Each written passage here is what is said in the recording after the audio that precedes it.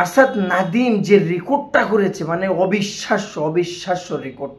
একটু রেকর্ড সম্পর্কে, একটু তার সম্পর্কে আপনাকে যদি একটু বলি, ভালা কেনার মতো, আচ্ছা যেটা ছুড়বে সেইটা কেনার মতো তার কাছে পয়সা ছিল না এক সময়, এবং হতে চেয়েছিল সে ক্রিকেটার, হয়ে গেছে কিন্তু জ্যাভলিন ম্যান। এবং তার যে দায়িত্ব নেবে দেশের, যে মানে অর্থাৎ পাকিস্তান যে সবসময় তো ক্রিকেট প্রধান দেশ, সে দেশে যে অন্য কিছু বা অন্য কোনো গেমস, অন্য কোনো পদক আসবে এরকম আশা কেউ কখনো করে নাই। সেখানে কিন্তু মুলতান সুলতান ক্লাব নাদিমের একটা তার যে খরচা হবে অলিম্পিকে বা বাইরে যেখানে খেলবে তার খরচা বহন করার ভার নেই। আরশাদ নাদিম যে কাজটা করেছে সেটা হচ্ছে সবচেয়ে বড় ইন্টারেস্টিং বিষয় হচ্ছে যে ক্রিকেটে আমরা বাবর আজম, বিরাট কোহলির কথা শুনেছি, বাট অলিম্পিক মেয়েদের বিশ্বর সবচেয়ে বড় গেম যেখানে, সেখানে ইন্ডিয়া পাকিস্তানের লড়াইটা হয়েছে। কিভাবে হয়েছে একটু আপনাকে খুলে বলি, বিশ্লেষণ করে।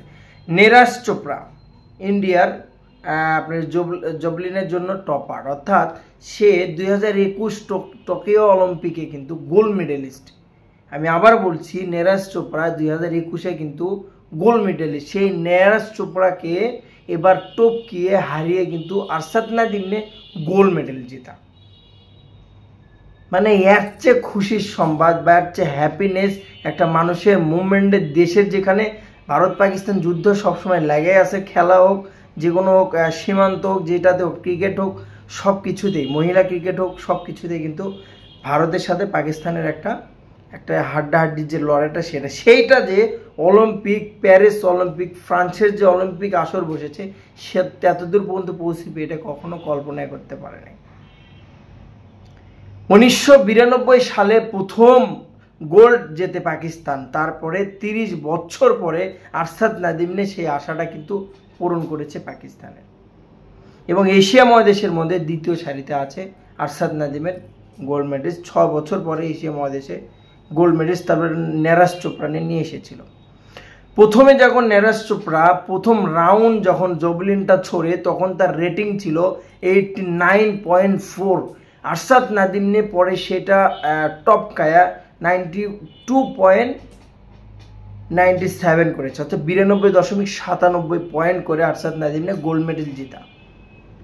নীরাজ চোপড়া তার ক্যারিয়ারের সবচেয়ে জোরে এবং সবচেয়ে দূরে ভালা কিন্তু ছুঁড়েছে। এর চেয়ে জোরে বা এর চেয়ে দূরে কিন্তু ভালাটা কখনোই নীরাজ চোপড়া ছুটতে পারেনি তার ক্যারিয়ারে, বাট সেটা টপকেও কিন্তু জিতেছে আরশাদ নাদিম। এবং আরশাদ নাদিমের আশ্চর্যজনক বিষয় হচ্ছে যে তার ফ্যামিলিতে একটা ভালা কেনার মতো অবস্থা ছিল না, কন্ডিশন ছিল না। এই আরশাদ নাদিম, কনগ্রাচুলেশন মন থেকে, এশিয়া মহাদেশের পক্ষ থেকে, পার্শ্ববর্তী দেশ পাকিস্তানের পক্ষ থেকে, এবং নীরাজ চোপড়াকে কনগ্রাচুলেশন। তার যে প্রচেষ্টাটা সবাই ভেবেছিল, যখন নীরাজ চোপড়া যখন আপনার ভালাটা 89.4 পয়েন্টে যখন ছুঁড়েছে, তখন সবাই ভেবেছিল নীরাজ চোপড়া গোল্ড মেডেল জিতবে, বাট সেটা আর হতে দেয়নি। আরশাদ নাদিমনে গোল্ড মেডেল জিতা। তো কনগ্রাচুলেশন দুজনকে, এটা একটা বিশাল অর্জন, এটা বলে বোঝানোর মতো না।